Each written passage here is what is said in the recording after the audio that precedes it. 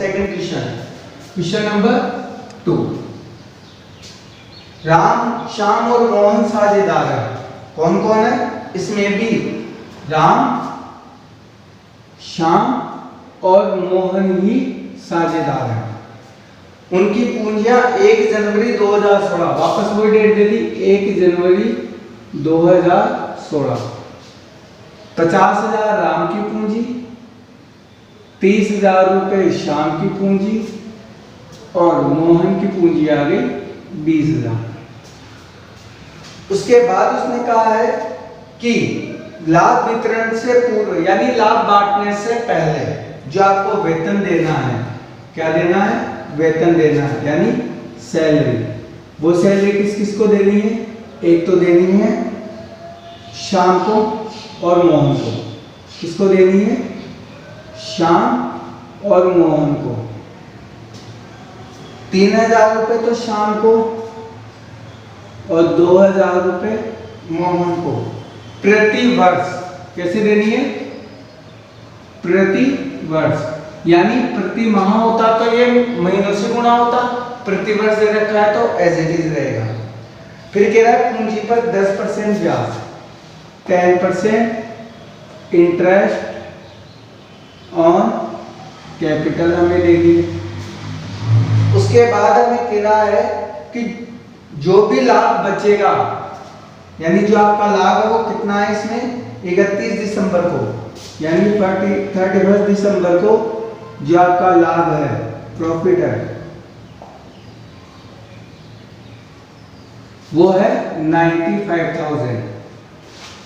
Starting के 50,000 का लाभ तो बटेगा पूंजी के अनुपात में, और जो शेष लाभ है वो बांटा जाएगा बराबर। देखिए, ये भी सेम वैसा ही क्वेश्चन है जिससे पिछला था, कोई ज्यादा अंतर नहीं, सेम तरीका लगेगा। पूंजियां दे दी, वेतन दे दिया, इंटरेस्ट ऑन कैपिटल दे दिया और पूंजी, इसके लाभ दे दिया। लाभ को हमें कैसे बांटना है? 50,000 का लाभ तो पूंजी के अनुपात में, बाकी बच गया जिसको बराबर। अब देखिए, सबसे पहले मुझे ब्याज देना है interest on capital. Interest on capital 1 जनवरी से बिजनेस चालू है तो 31 दिसंबर को वो एंड हो रहा है, तो P&L appropriation for the ending year 31। अब देखिए, सबसे पहले मैं क्या लिखूंगा यहाँ पे? प्रॉफिट। मेरा प्रॉफिट था 95,000। इसके बाद क्या करूंगा मैं? इसके बाद मैं गिवन करूंगा इंटरेस्ट ऑन कैपिटल की, जो भी मेरी कैपिटल है उस पे मुझे इंटरेस्ट गिवन करना है पार्टनर्स को, मैं एक फर्म हूं। अब यहां पे आया है राम, श्याम और मोहन।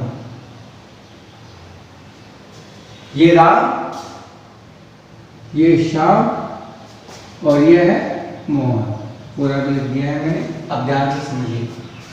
राम, श्याम, मोहन को देना है 10% ऑन इंटरेस्ट। मैंने एक ही लाइन कही थी कि किसी भी संख्या का 10% अगर आपको चाहिए, बहुत इजी है, आप उसकी एक जीरो कम कर दीजिए।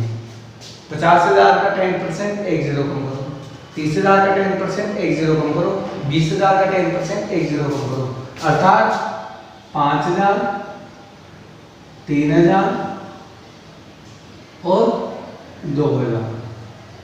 ठीक है, टोटल हो गए अपने 10,000। सैलरी हमें पे करनी है, तो सैलरी के लिए हम क्या करेंगे? कितना लेनी है हमें सैलरी? सैलरी देनी है श्याम और मोहन को, तो यहाँ पे मैं लिख देता हूँ श्याम और यहाँ मैं लिख देता हूँ मोहन। कितनी कितनी है? 3,000 और 2,000, टोटल मिला के 5,000। अब बचा हुआ लाभ कैसे विभाजित होगा? इसके लिए हम क्या बनाएंगे? इसमें वर्किंग नोट, उससे हमें आसानी भी रहेगी और एग्जाम में अच्छी तरह से समझ में पाएगा कि हमने क्या किया। सबसे पहले कुल लाभ बताओ आपका, तो कुल लाभ फर्म का जो हुआ है वो है 95,000। सैलरी और इंटरेस्ट देने के बाद, इंटरेस्ट ऑन कैपिटल देने के बाद लाभ। सैलरी कितनी दिया आपने? 95,000 का लाभ था, उसमें से सैलरी दिए 10,000 और इंटरेस्ट ऑन कैपिटल दिया 10,000, सैलरी दिए 5,000, टोटल मिला के कितना देना पड़ रहा है आपको? 15,000 रुपये। तो आप अभी भी आपके पास कितने बचेंगे? 80,000। इस 80,000 को कैसे बांटना है? वही मेथड चलेगा जैसे हमने पहले किया था। देखिए 80,000 को आप कैसे बांटोगे? सबसे पहले प्रथम 50,000 का विभाजन किस अनुपात में आएगा? उसने कहा था पूंजी के अनुपात में। किसमें कहा है? पूंजी के अनुपात में।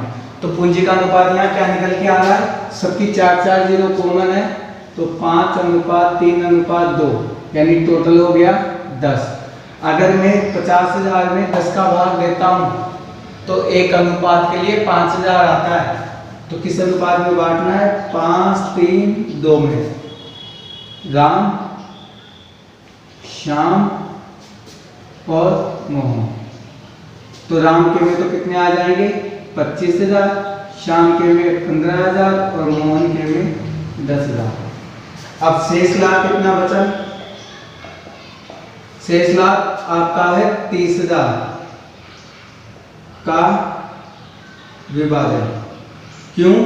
क्योंकि आपके पास 80,000 का लाभ था, 50,000 आप दे चुके, तो 30 ही तो बचेंगे। अब इस 30,000 के लाभ को आप कैसे बांटोगे? बराबर बराबर, यानी 1:1:1, 10,000, 10,000 और 10,000। टोटल कितने हो गए इसमें? 35,000, 25,000 और 20,000। इनका टोटल कर लीजिए, इनका टोटल 80,000 आएगा। तो पार्टनर्स के कैपिटल अकाउंट में कौन कौन किस किस को बांटना है? राम, श्याम और मोहन। तो राम का तो कितना है? 35,000, श्याम का कितना है? 25,000 और मोहन का कितना है? 20,000। कुल मिला के कितने आ गए? 80,000। और आपका टोटल कितना हो जाएगा? 95,000। आप इसका टोटल भी कितना कर लीजिएगा? 95,000। ये वर्किंग नोट वाली लाइन थोड़ी इसमें आ गई है, आप अपने तरीके से इस वर्किंग नोट को इसके नीचे बनाना। आपको आराम से इस टॉपिक को समझने में कोई दिक्कत नहीं होगी, आराम से आपको ये समझ में आएगा। आज मैंने आपको P&L एप्रोप्रिएशन से रिलेटेड 2 क्वेश्चन करा दिए। नेक्स्ट टॉपिक अपन गारंटी पढ़ेंगे। पार्टनर्स कैपिटल अकाउंट को हम लास्ट में लेंगे, क्योंकि कैपिटल अकाउंट और जो इसका एडजस्टमेंट है वो हम लास्ट में लेंगे और गारंटी को हम पहले लेंगे, ताकि हमें और अच्छे से क्लियर हो जाए, क्योंकि उसमें भी P&L एप्रोप्रिएशन के ही फॉर्मेट बनते हैं।